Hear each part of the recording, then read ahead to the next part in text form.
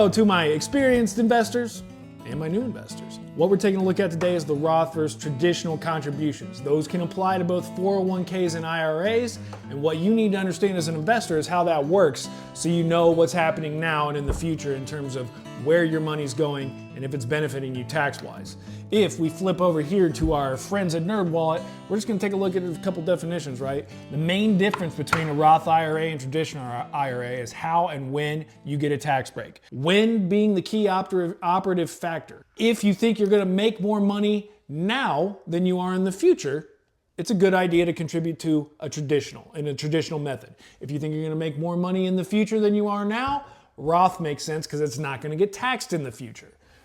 Contributions to traditional IRAs are tax deductible in the year they are made, but withdrawals in retirement are taxable as ordinary income. In layman's terms, this essentially means anything you contribute to that account in the current year is not going to get taxed. It all gets set aside in a pool, deferred until you withdraw that in retirement, and it's going to get taxed at ordinary income tax rates that you know and love, those marginal tax brackets. In comparison, contributions to Roth IRAs are not tax deductible, but qualified withdrawals from retirement are tax-free. So in the Roth situation, you flip the dynamic, right?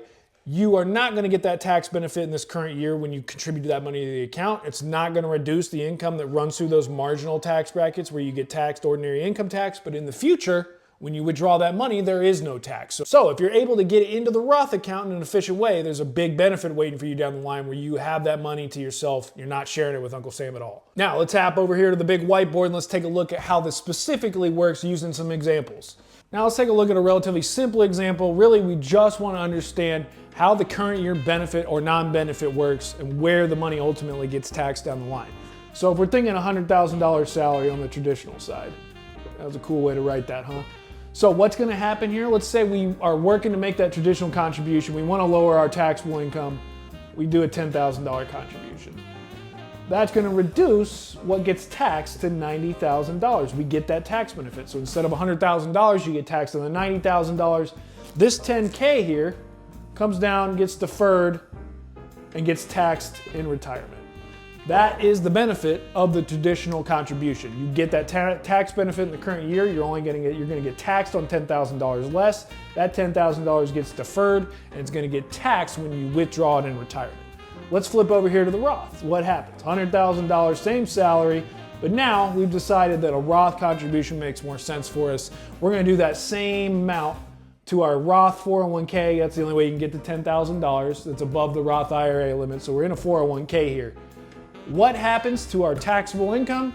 Nothing. We don't get a deduction. So in the current year, we're just going to get taxed at a higher amount. We are going to pay more taxes if we get taxed on $100,000 versus $90,000. But, so what's the difference here? This benefit, that $10,000, is going to come down here, and it's now tax-free. When you withdraw it in retirement, you can take as much money out of your Roth accounts as you want. You won't pay another cent in taxes on it. That is the huge benefit of the Roth account. So again, you're paying more taxes along the way if you're contributing to a Roth, but you're gonna get that retirement benefit where you don't have to pay any taxes. You get all access to that money that you have. Traditional, different. You're getting the current benefit now. You're gonna defer it. You're gonna pay taxes on it later when you withdraw in retirement. As an investor, beginner, experienced, or otherwise, having both of these is gonna make sense. There's real elements to optimization that involve having both of these accounts, using them in tandem, and withdrawing money in a certain way in retirement. We'll get into those videos later, but rest assured, having both of these accounts activated for you is gonna benefit you ultimately. That doesn't mean you have to have both. Contributing to one or the other is great, putting money aside for retirement, but if you have both, you're gonna have more options. You're gonna have more options to optimize, and you're gonna be able to breathe a little easier in retirement having those options. So your main takeaways from this video: traditional, current year tax benefit, deferred to retirement where it gets taxed. Roth, no current year benefit. You're gonna get to withdraw all that money in retirement, no taxes at all.